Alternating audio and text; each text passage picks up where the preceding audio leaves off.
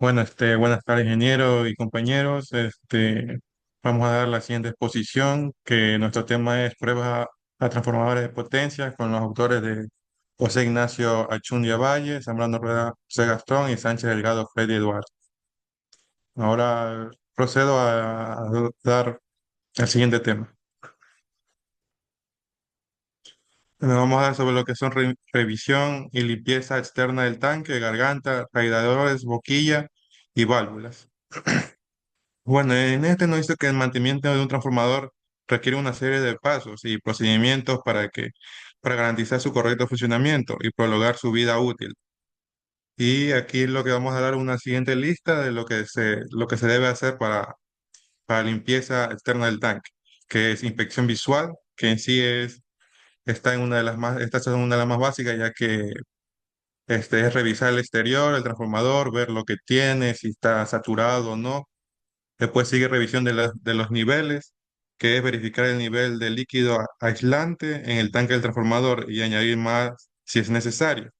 Esto realizarse con equipos de termo vacío, un tratamiento para quitar impurezas y agua y aceite nuevo, porque porque si el aceite es nuevo no puede agregar sin tratamiento.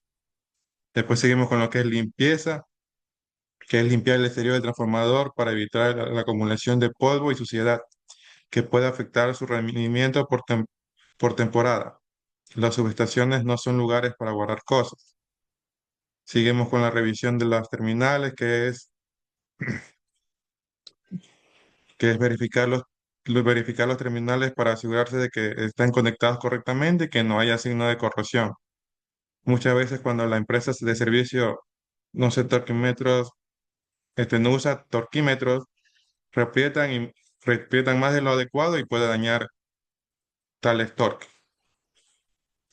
Y vamos con lo que es verificación, que es sí verificar que todo esté bien al momento de hacer esta limpieza. Con la siguiente diapositiva, compañero. Bueno, aquí como vemos que son la limpieza de garganta y limpieza de radiadores. Tenemos cada parte que es aspiradora, limpieza de presión y limpieza a humedad. Aspirar en sí es aspirar a una aspiradora industrial para remover polvo, partículas sueltas de la garganta. En la limpieza de presión, si el transformador está diseñado para resistirlo, hay que ver el manual del fabricante. Puedes usar aire comprimido a baja presión para limpiar las zonas de difícil acceso y no usar aire de alta tensión para evitar cualquier daño. Y tenemos la limpieza húmeda que si es necesario, porque en algunos casos las superficies están muy sucias, se puede emplear un paño ligeramente húmedo con limpiadores no conductores. Y en lo que es la limpieza del radiador, tenemos también lo que es el aire comprimido, lavado con agua de presión y limpieza con detergente. Por ejemplo, el aire a presión comprimido también debe de ser de baja presión para eliminar polvo y residuos y así no haber cualquier daño, ya que en alta presión puede causar un daño. Y lavado con agua a presión, si hay acumulación demasiada de suciedad, puede utilizarla. Con agua a presión moderada, asegurarse de que no haya agua residual en las conexiones eléctricas. Y la limpieza con detergente, en caso de suciedad muy adherida, se puede usar un detergente suave, no corrosivo, con un cepillo de cerdas suaves. Siguiente, compañero. Ahora tenemos lo que es la preparación del transformador, identificación y desconexión del lado primario y secundario. Bueno, para eso tenemos que ver cuál es cuál, ¿no? Cuál es nuestro lado primario y cuál es nuestro lado secundario, en alta tensión y baja tensión. Tenemos que el lado primario está conectado a una red de alta tensión, se alimenta con voltajes altos como de 13.2 kVA, 34.5 kV, etcétera, en la entrada de energía del transformador. Y el lado secundario, que es baja tensión, es el lado secundario que está a la carga o red de baja tensión. Los voltajes son más bajos, como 480 voltios, 220 voltios, etcétera. La salida de energía del transformador.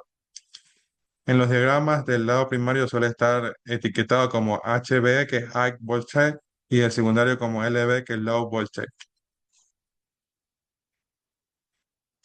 Siguiente, compañero.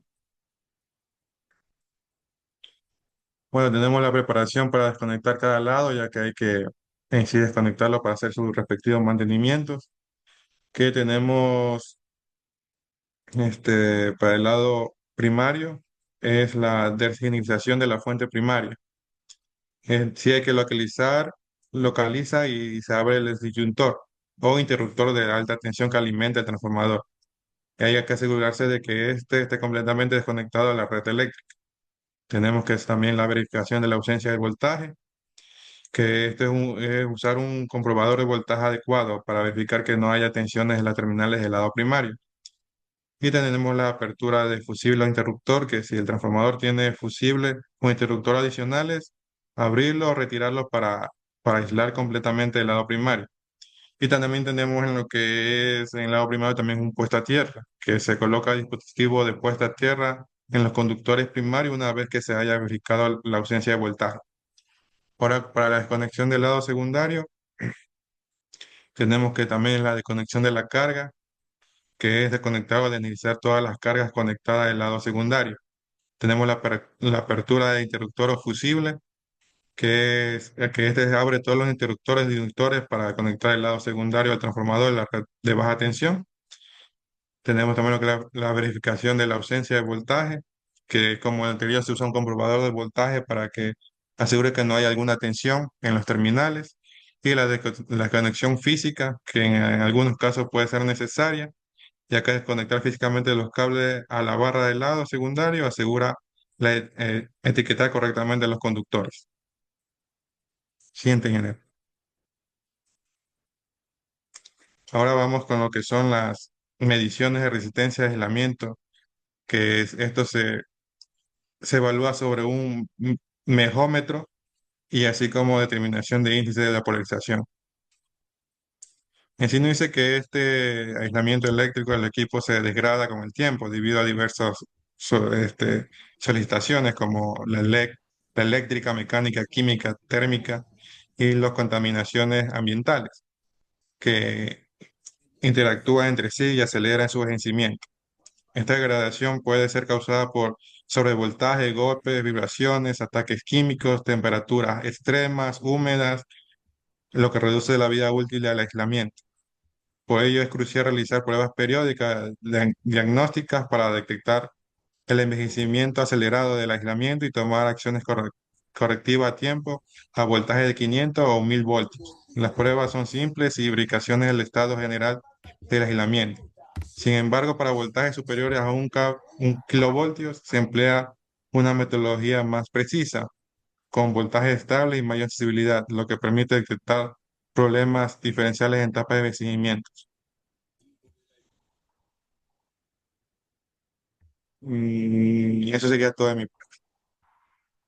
Gracias.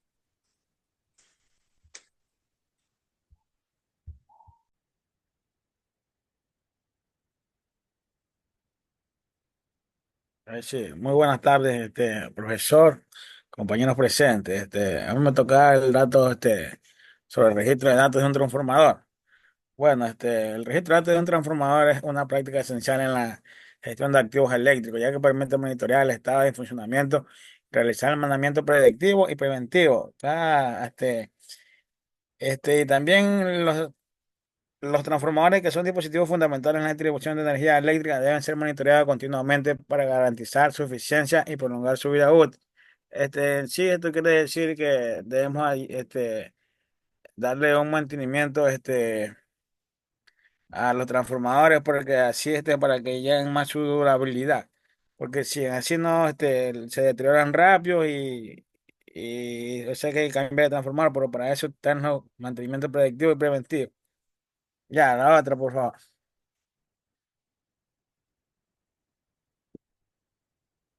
Aquí vamos a ver lo que tenemos que son los parámetros críticos a registrar. Entre los datos más importantes que deben registrarse para un correcto seguimiento de estado del transformador se incluyen. Tenemos como aquí son cinco puntos muy importantes que debemos incluir, que es la temperatura del aceite y del devanado, En esta hay que revisar el aceite porque para que tenga un buen funcionamiento, si no hay que cambiar el aceite para que el devanado haga su trabajo continuamente y no tenga este, no tenga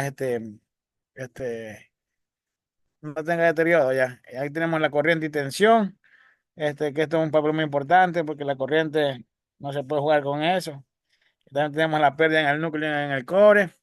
Y también tenemos resistencia a aislamiento, que esta también juega un papel muy importante ahí. También tenemos lo que son factor de potencia del transformador. La otra compañía. Bueno, aquí tenemos que son los registros de datos del transformador. Aquí como que tenemos ahí, vemos algunos lo que no antes hablé, por lo que no te hablé, sino que aquí ya vamos a contextualizar lo que significa cada uno. La temperatura de la cinta del vanado, tenemos que el monitoreo de las temperaturas es crucial, ya que el sobrecalentamiento puede reducir la vida útil del transformador. Según esta norma, las normas 57.91 de 2011, una temperatura elevada en el aceite dieléctrico puede acelerar el vencimiento del papel aislante. Por eso, como antes lo que había mencionar, debemos monitorear bien el aceite, porque y así mismo si está mal hay que cambiar. Corriente y tensión. La corriente, la carga y la tensión en cada devanado permite detectar posibles desequilibrios o sobrecargas. Este, por eso las sobrecargas son muy importantes, porque si hay sobrecarga hay que equilibrar bien las cargas, para que así en una sola línea de corriente no haya sobrecargas y así la equilibramos. Bueno, tenemos lo que son pérdidas en el núcleo y en el cobre. Aquí también tenemos esto quiere decir que estas pérdidas deben ser monitoreadas para evaluar la eficiencia del transformador y detectar posibles anomalías en el núcleo. En el núcleo magnético, en los devanados, también tenemos que son resistencia de aislamiento.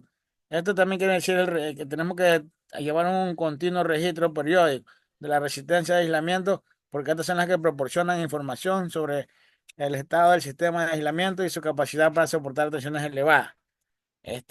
También así, si las resistencias ya no están así en su vida útil, ya han pasado su vida, hay que cambiarlas porque esas resistencias juegan un papel muy importante ahí. Y también por último tenemos que son los factores de potencia de un transformador. Estos factores de potencia de un transformador tenemos que son parámetros que indican la eficiencia con el que el transformador está operando. También tenemos que son factores de potencia bajos que pueden sugerir problemas de pérdidas eléctricas o mecánicas.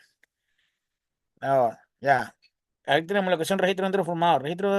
Tenemos que el registro de un transformador la vamos a clasificar por cinco partes, que son la primera, identificación del transformador, que aquí tenemos enumerado la identificación del transformador, que puede ser el número de serie, el modelo, la capacidad de cuánto kVA, depende de la cara que vamos por ejemplo, si el transformador en un barrio, tenemos que ver cuántas son las caras para poder pedir el transformador de cuánto kVA puede ser. También tenemos la tensión primaria y la tensión secundaria. Y la frecuencia en Hertz.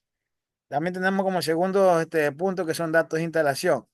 En los datos de la instalación tenemos que ver bien que la ubicación en donde vamos a colocar el transformador, este, porque también puede ser cerca de la playa, que eso continuamente el salitre de la playa hace un deterioro los transformadores. Para eso ahí es que depende de la carcasa también ahí para colocarlo.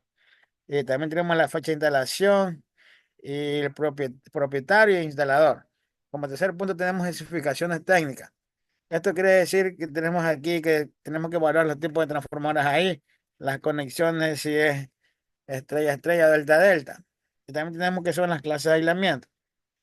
Como cuarto punto tenemos que mantenimientos y pruebas. Fecha del último mantenimiento. Aquí tenemos como la fecha del último mantenimiento. También tenemos que los resultados de pruebas, aislamiento de resistencia, etcétera. Y también tenemos como recomendación. Y como quinto punto, como último, tenemos condiciones de operaciones. Que entre ellos están la temperatura ambiente, la humedad, cargas y las cargas conectadas. Ah, ya, a ver, método de registro de datos. El registro de datos de un transformador pueden realizarse mediante dispositivos de monitoreo en línea que envían información en tiempo real al sistema centralizado o a través de inspecciones periódicas con instrumentos portátiles. También tenemos que son las tecnologías modernas que permiten integrar sensores para medir la temperatura, vibraciones y otros parámetros, el cual es clave en sistemas de gestión automatizada de activos. Además, con el uso de sistemas SCADA, Supervised Control Initial Data Acquisition. Eso significa, los operadores pueden realizar un seguimiento continuo y remoto de los datos del transformador. También tenemos que, como normas y estándares aplicables. También debemos garantizar una correcta recolección y análisis de datos. Se deben seguir las normativas y estándares internacionales como la siguiente. Aquí las normas estándares, la siguiente es, aquí tenemos como una norma que significa que este estándar promociona directrices para las operaciones de transformador de potencia, incluyendo recomendaciones sobre monitoreo y mantenimiento. La norma IE 2011 y IEC 676-1. Esta norma de la Comisión Electrotécnica Internacional detalla los requisitos generales para los transformadores de potencia, incluyendo los procedimientos de pruebas y registro de datos. La norma IEC 2017, eso lo dice. Y también tenemos que el registro de datos de transformadores es esencial para el mantenimiento eficaz de estos dispositivos, permitiendo detectar y prevenir fallas antes de que se conviertan en problemas críticos. El uso de tecnología avanzada para la recolección y análisis de datos en tiempo real, en combinación con el seguimiento de normas internacionales, asegura que las transformaciones operen de manera eficiente y segura. Aquí tenemos como otro tema que son maniobras de desertización y puesta a tierra. Las maniobras de desertización y puesta a tierra son procedimientos críticos para garantizar la seguridad en trabajos eléctricos. Esto quiere decir que cuando vamos a monitorear o vamos a hacer mantenimiento de un transformador, esto tenemos que dejar desertizado para así poder trabajar más seguro. No hay problema de que haya una sobrecarga, porque muchos, como hoy en día hemos visto muchos trabajadores que han muerto con sobrecarga. Esto por no dejar desalinitzado el transformador. Ya, estos procesos aseguran que los circuitos de equipo en los que se van a realizar intervenciones estén completamente desconectados, como lo acabé de mencionar, de acuerdo de cualquier fuente de energía eléctrica debidamente aterrizados para evitar riesgos, como electrocuciones o cortocircuitos, así como lo acabé de mencionar. Este tipo de maniobra es indispensable para cumplir con normas internacionales de seguridad en el trabajo. También no dejamos más allá porque por eso debemos de cumplir las normas para así poder prevenir unos accidentes laborales. La desertización es el primer paso en la intervención de cualquier equipo o sistemas eléctricos. Consiste en eliminar el suministro de energía, asegurando que no haya corriente y que no esté fluyendo en el equipo que se va a manipular para llevar a cabo una correcta desertización que siguen los siguientes pasos. Aquí tenemos aquí tenemos lo que son, aquí vemos cuatro pasos, que son identificación del circuito, apertura del dispositivo de corte, bloqueo y etiquetado. Y también tenemos la verificación de la ausencia de tensión. A continuación vamos a hablar de cada uno. Como identificación del circuito tenemos que el técnico debe identificar correctamente el circuito o equipo que será intervenido. Claro, tenemos que el circuito, porque si no identificamos bien el circuito, vamos a trabajar en otro circuito y vamos a trabajar así doble ya. También tenemos que hacer las aperturas de los dispositivos de corte. Consiste en abrir los interruptores, fusibles y disjuntores que alimentan el circuito para cortar la energía. Este, aquí, si abrimos los fusibles, ya no queda energía del que reparte el otro transformador. Así como no hace mucho ahí en la universidad también unos albañiles estaban trabajando así y ese transformador tenía corriente, no lo habían desconectado, no habían subido el fusible ni nada y así un trabajador fue que tuvo un cortocircuito ahí, una descarga, que la descarga la fue llevando el más. Ya, pues bloqueo y etiquetado para evitar que alguien vuelva a energizar accidentalmente el sistema, se colocan dispositivos de bloqueo y etiquetado de advertencia. También tenemos la que es la verificación de la ausencia de tensión. Utilizando instrumentos adecuados como detectores de tensión, se verifica que no haya corriente residual en el circuito. Esto puede, instrumentos, puede ser un voltímetro y así para verificar que no haya corriente y trabajar con más seguro. Según la norma IES 1584 de 2018, la verificación de la ausencia de tensión es uno de los pasos más importantes, ya que puede prevenir hasta el 70% de los accidentes eléctricos. Bueno, aquí está el 70, pues yo diría un 90, porque si ya trabajamos sin tensión, ya estamos trabajando como quien dice un 90, 99% seguro. A otra. Aquí vamos a hablar como puesta a tierra. Esta puesta a tierra es muy importante porque en la puesta a tierra son las que llevan la sobrecarga. La sobrecarga es cuando hay un cortocircuito, la puesta a tierra lleva toda la sobrecarga. Aquí vamos a hablar que la puesta a tierra, una vez cernizado el sistema, se realiza la puesta a tierra, que consiste en conectar los conductores del sistema a equipo a tierra, proporcionando una trayectoria de baja impedancia para cualquier corriente residual, como son en las residencias. Este procedimiento es crítico para proteger a los trabajadores de potencia, fallos o tensiones inducidas en los equipos. Los pasos básicos para una correcta puesta a tierra son selecciones de puntos de conexión. Se deben identificar los puntos adecuados para conectar las barras o cables a puesta a tierra. Conexión de conductor a tierra. Se realiza la conexión física del equipo al sistema de tierra, lo que asegura que cualquier corriente residual fluya de manera segura a tierra. Esto es como lo que voy a mencionar. También tenemos que hacer la verificación de la continuidad a tierra. Esta se utiliza un comprobador de continuidad para asegurarse de que el equipo esté debidamente conectado al sistema de tierra. También tenemos que la NFPA 70E enfatiza que la puesta a tierra temporal es esencial cuando se trabaja en equipos de media y alta tensión, debido a los riesgos de tensiones inducidas en reenergización occidental. Esto quiere decir en todas las residencias también tienen que tener puesta a tierra, porque así eso les protege los aparatos eléctricos y para que ya tengan una mayor durabilidad. La otra, puesta a tierra de protección. Este, Puesta a tierra de protección, se conectan a ella. Primero aquí tenemos que son como primer punto los chasis y bastidores de aparatos de maniobra, los envolventes de los conjuntos de armarios metálicos, C, las puertas metálicas. Esos son todo lo que se conectan a tierra, las vallas y cercas metálicas, como tenemos las columnas, soportes, pórticos, etcétera. Como otro, también tenemos que las estructuras y armaduras metálicas de los edificios que contengan instalación de AT. También tenemos que los blindajes metálicos de los cables, las tuberías y conductores metálicos, las carcasas transformadores, generadores, motores y otras máquinas. Y los de guantes o cables de tierra de líneas aéreas. Todo lo que cabe mencionar ahorita, todo esto tiene que conectarse a tierra para así tener una mayor durabilidad de los equipos o electrodomésticos que tengamos en la casa o en las industrias. La otra. Bueno, tenemos que clasificar, que son la clasificación de los sistemas de puerta a tierra. Aquí tenemos la hemos clasificado como cuatro partes, que son sistemas de puesta a tierra no aterrizados, sistemas aterrizados a través de alta impedancia y sistemas de puesta a tierra de baja impedancia y sistemas aterrizados. Como sistema de puesta a tierra no aterrizado, tenemos el concepto que el sistema de puesta a tierra no aterrizado es aquel sistema neutral, que no tiene conexión conductora con la tierra. Este, eso también puede ser un problema ahí.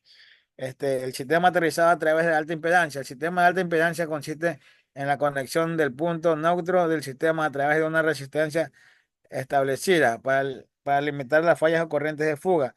En determinados casos, si la corriente del cortocircuito es una baja impedancia, se autoextingue sin causar interrupciones en el suministro, por lo que reduce la posibilidad de causar daños a las instalaciones eléctricas.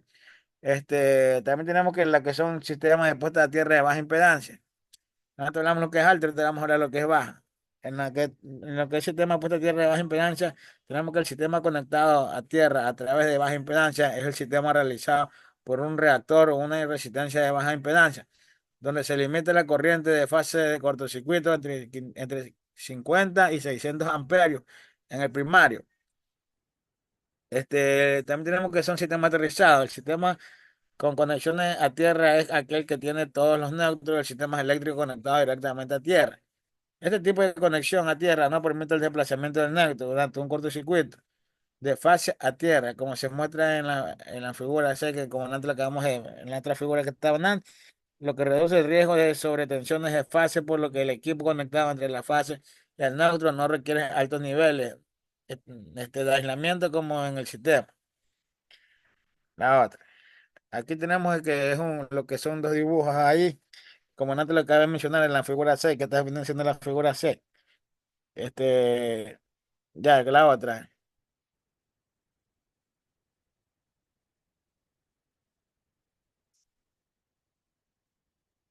O sea, 10. Ya, pues ya está. Ah, no, ese, ya. Revisión del indicador del nivel de aceite, temperatura máxima y vacuómetro. Tenemos que, como primer punto, es el indicador del nivel de aceite. El indicador de nivel de aceite es un dispositivo esencial en sistemas que requieren lubricación, como motores, compresores, y su función principal es permitir al operador verificar visualmente o electrónicamente la cantidad de aceite que presenta en un dispositivo o cárter. Un nivel inadecuado de aceite puede llevar al sobrecalentamiento de los componentes debido a una lubricación insuficiente, lo que resalta un desgaste prematuro y posible fallo catastrófico del equipo. A veces el aceite hay que verificar el aceite porque a veces el aceite ya está quemado y eso puede ser un, un daño muy importante para el equipo que estemos utilizando, pues, como en este caso los transformadores. Según Garzón y Martínez del 2019, un indicador de nivel de aceite preciso es fundamental para evitar el desgaste excesivo de componentes y mantener la eficiencia en el funcionamiento de sistemas mecánicos complejos. De esta forma, es esencial mantener un monitoreo constante de estos indicadores en sistemas industriales críticos. Ahora, como tenemos como segundo punto los indicadores de temperatura. El indicador de temperatura es clave en el control y monitoreo de equipos que operan a temperaturas elevadas, como motores, hornos industriales y sistemas hidráulicos. Un aumento controlado de la temperatura puede llevar a fallos por sobrecalentamiento de indicadores. Puede ser analógico o digital y es crítico para evitar daños térmicos en los componentes del sistema. Un estudio realizado por Pérez y López en el 2020 señala que en el monitoreo constante de la temperatura y maquinarias pesadas permite prevenir fallos en los componentes y garantiza un ciclo de vida más largo de los equipos. Por tanto, es indispensable utilizar sensores confiables para mantener mediciones precisas. Como tercer punto, que son las temperaturas máximas. La temperatura máxima se refiere al valor límite que un sistema puede soportar antes de experimentar daños o perder funcionalidad. Es crucial que los sistemas operativos cuenten con indicadores, alarmas que avisen cuando esta temperatura se aproxima al límite crítico. Bueno, esto también debemos mencionar porque los sensores, así podemos tener una mayor durabilidad de los equipos. La otra.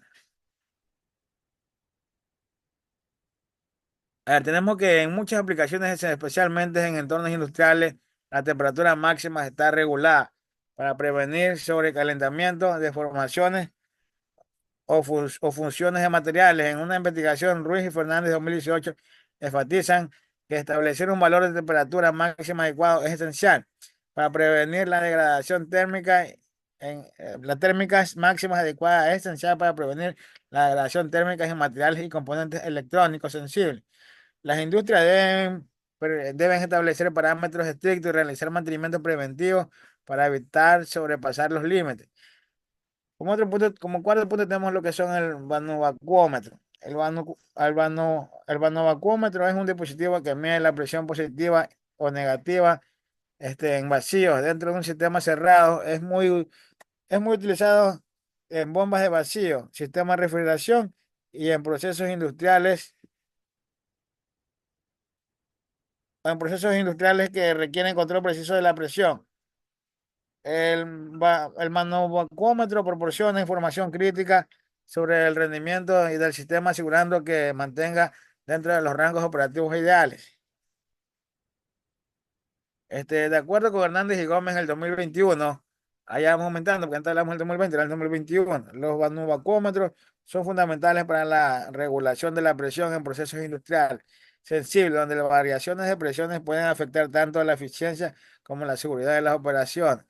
Además, además debemos recalcar la importancia a realizar calibraciones periódicas para asegurar mediciones precisas y prevenir errores operativos. La revisión de estos indicadores debemos medirlas en niveles de aceite, temperaturas y temperatura máxima. Eso ya lo hablamos en antes, en los puntos que le dije antes. Y manumacómetro es esencialmente para mantener la eficiencia y la seguridad en sistemas industriales. Y un monitoreo constante en el mantenimiento adecuado de este dispositivo garantiza la prolongación de la vida útil de los equipos y prevención de fallos catastróficos.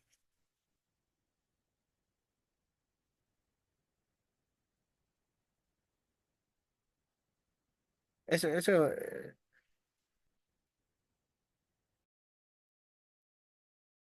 Bueno, a continuación le voy a hablar sobre la medida de resistencia de aislamiento. Para medir la resistencia de aislamiento de los transformadores necesitamos la herramienta fundamental llamada megómetro.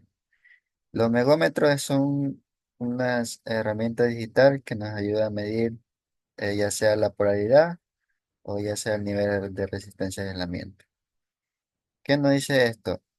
Nos dice que el aislamiento eléctrico de los equipos se degrada con el tiempo debido a diversas solicitaciones, como la eléctrica, mecánica, química, térmica y la contaminación ambiental, que interactúan entre sí y aceleran su envejecimiento. Esta degradación puede ser causada por sobrevoltaje, golpes, vibración, ataques químicos, temperaturas extremas o húmedas, lo que reduce la vida útil del aislamiento. Por ello es crucial realizar pruebas periódicas de diagnóstico para detectar el envejecimiento acelerado del aislamiento y tomar acciones correctivas a tiempo. Esto se mide en voltajes de 500 a 1000 voltios. Las pruebas son simples y verifican el estado general del aislamiento.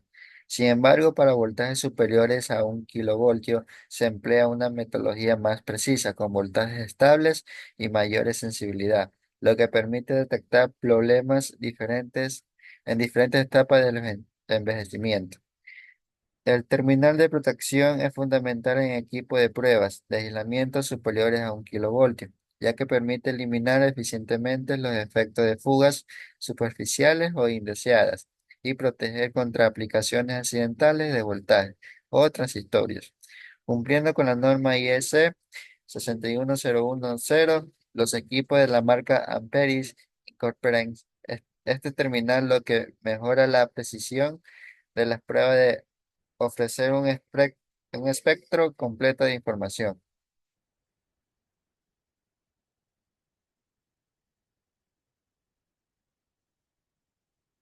Entonces, a continuación tenemos una imagen, lo que es un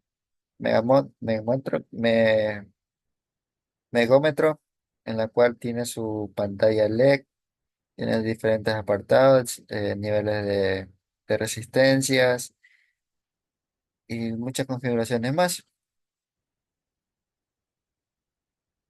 La medición de relación de transformación, DTR. Esta medición de relación de transformación DTR es una prueba fundamental en transformadores de potencia.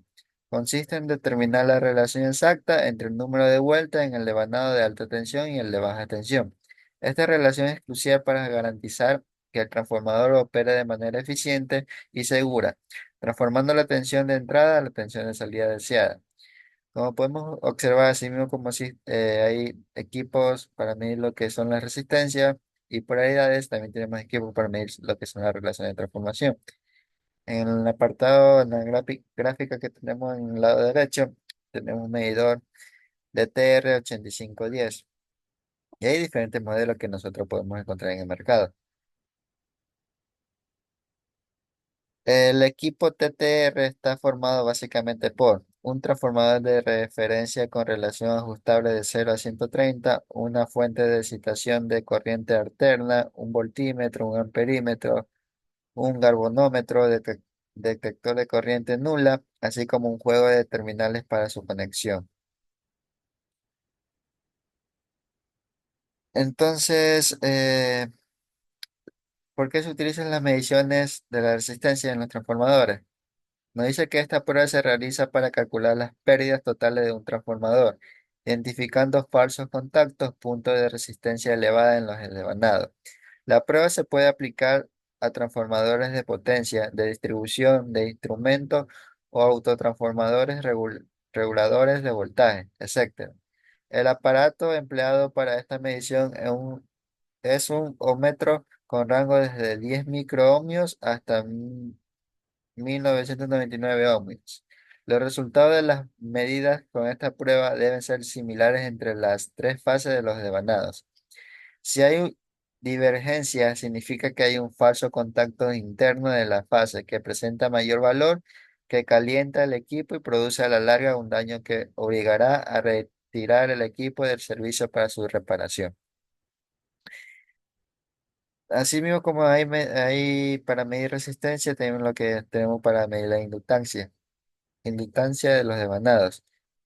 La medición de la inductancia en los devanados de un transformador es una prueba fundamental para evaluar su estado de rendimiento.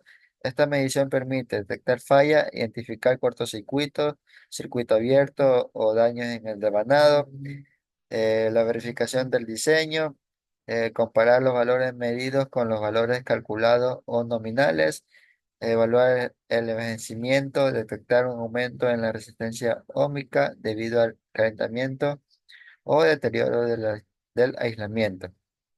Calcular parámetros, utilizar los valores de inductancia para calcular otros parámetros del transformador como la impedancia de cortocircuito. Una vez ya hablado sobre todos los tipos de mediciones, así mismo como los mantenimiento preventivo de los transformadores, para saber si el transformador se encuentra en óptimas condiciones para operar, no existe ninguna falla. Vamos a realizar el siguiente ejercicio para así poder calcular, eh, hacer pruebas de cortocircuito o circuito abierto. En el siguiente ejercicio nos dice que se requiere determinar la impedancia de circuito equivalente de un transformador de 20 kVA, de 8.240 voltios a 60 Hz. La prueba de circuito abierto se realiza en la prueba de circuito secundario del transformador para reducir el voltaje máximo que se tenía que medir. Y la prueba de cortocircuito se realizó en el lado primario del transformador para reducir la máxima corriente que se tenía que medir. Se tomaron los siguientes datos. Una vez hechos los siguientes datos, tenemos como en la parte del secundario, el circuito abierto, tenemos que el voltaje del circuito abierto es de 240 voltios, la corriente del circuito abierto es de 7,133 amperios y la potencia en el circuito abierto es 400 watts. En el lado primario, en lo que es el cortocircuito, tenemos un voltaje de 480, la corriente de 2,5 amperios y la potencia de 240 vatios. Para antes de comenzar a resolver este ejercicio, nosotros tenemos que ya tener identificado lo que son el diagrama equivalente de un transformador, lado primario y lado secundario. Como sabemos, en ambos lados hay que tomar la referencia lo que es el- las pérdidas en el núcleo, que tenemos como una resistencia y una inductancia entre medio de la resistencia e inductancia del primario, con la secundaria. Bueno, aquí tenemos dos gráficas. Una que es en gráfica A, esta de aquí, la gráfica A. Tenemos la segunda, que es la gráfica B. Aquí para poder nosotros resolver este ejercicio, podemos elegir las dos gráficas, ya sea la primera o la segunda. Podemos comparar si nos salen los mismos, porque tiene que salir los mismos. Ya una vez teniendo todos esos valores, nosotros lo que hacemos es pasar lo que ya, si tenemos el lado secundario, pasar al lado primario referido. Y nos queda como En el gráfico A nos queda que la resistencia primaria va a ser la misma, la inductancia en primaria va a ser la misma. Tenemos que la resistencia del núcleo va a ser la misma y la impedancia del núcleo va a ser la misma. Pero aquí ya la resistencia secundaria la multiplicamos por la relación de transformación al cuadrado, asimismo la inductancia, y la corriente la dividimos por la relación de transformación. Y el voltaje secundario lo multiplicamos por la relación. Pero si elegimos viceversa, se mantiene el lado secundario es estándar, se pasa al lado secundario, la resistencia del núcleo se divide para la relación de transformación al cuadrado, la inductancia del núcleo dividido por la relación de transformación al cuadrado, y asimismo con el lado primario, la corriente se multiplica con la relación, el voltaje se divide con la relación, la resistencia se divide al cuadrado y la impedancia se divide al cuadrado. Ya una vez teniendo todo eso entendido, procedemos a realizar el ejercicio. La solución.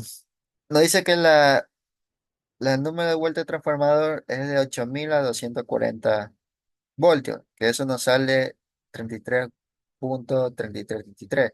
El factor de potencia durante la prueba de cortocircuito abierto es, sabemos que el factor de potencia va a ser el coseno del ángulo. Esto va a ser igual a la potencia de cortocircuito del circuito abierto dividido por el voltaje del circuito abierto multiplicado por la corriente del circuito abierto. Teniendo todo eso, reemplazamos y nos sale que es 0,23 en atraso. La admitancia de la excitación está dada por, sabemos que la admitancia es igual a la corriente de cortocircuito abierto dividido por el voltaje de cortocircuito abierto. Y eso con ángulo de al anticoseno de factor de potencia. Esto nos sale con una impedancia una admitancia de excitación de 0,0297 con ángulo de menos 76.5 eh, S. Mm. Entonces, sabemos que teniendo este valor lo convertimos en polar.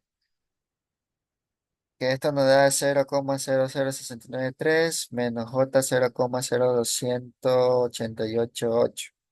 Que esto no podemos poner como 1 sobre Rn menos J 1 sobre XM, que es la resistencia del núcleo, como queda la admitancia de la excitación. Por otro lado, los valores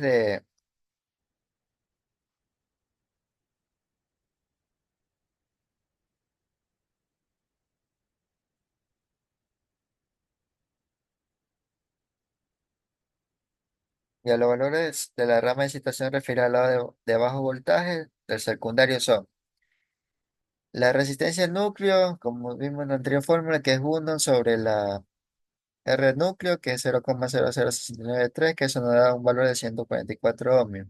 La XM nos da 34,63. El factor de potencia del lado de cortocircuito es lo mismo, pero tomamos los valores de cortocircuito. Que es 240 dividido por 489 multiplicado por 2,5, que nos da 0,196 en retraso.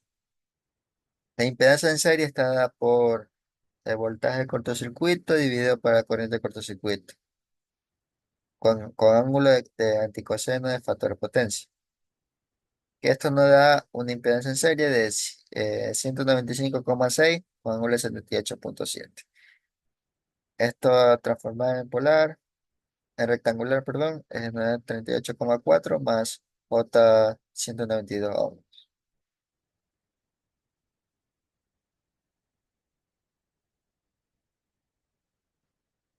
Por lo tanto, la resistencia y la reactancia equivalente referida al lado de alto voltaje nos da 38,4 ohmios y la impedancia nos da 192 ohmios. El circuito equivalente simplificado resultante que se refería al lado de alto voltaje primario se puede determinar convirtiendo los valores de la rama de excitación en la de alto voltaje.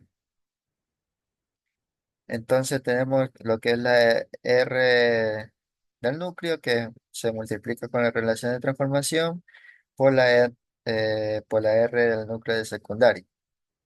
Y así mismo con la impedancia del núcleo. Nos da un valor de 159 ohmios y la impedancia de 38,4. Entonces el diagrama equivalente nos queda de la siguiente forma. Como podemos ver nosotros, teníamos aquí una resistencia y una impedancia del primario. Lo que hicimos aquí fue, lo que hicimos aquí fue hacer un paralelo con la secundaria y nos salen estos valores equivalentes. Viceversamente también con la del núcleo. Entonces, con esto concluimos que para nosotros, al momento de medir lo que son el transformador, ya sea en el lado secundario o en primario, tenemos que tener en cuenta nuestras impedancias, nuestro voltaje y nuestras corrientes. Y estos son los valores nominales en la cual, en el momento de utilizar equipos de medición, nos debe arrojar cercanamente a ellos. Si no nos elige, si no nos sale o no nos da esos valores, significa que tiene algún fallo el transformador.